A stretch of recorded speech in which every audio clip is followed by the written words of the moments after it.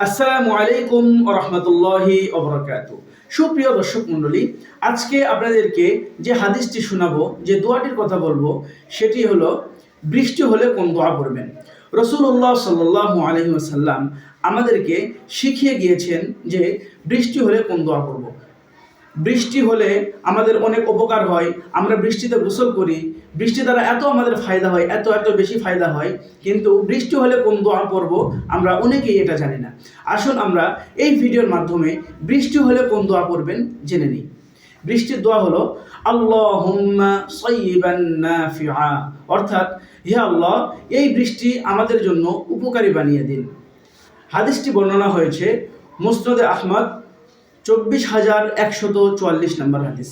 আল্লাহ রাব্বুল আলামিন আমাদের সবাইকে এই হাদিসের উপর আমল করার তৌফিক দান করুক। সকলেই বলি আমিন। আসসালামু আলাইকুম ওয়া রাহমাতুল্লাহি ওয়া বারাকাতুহু।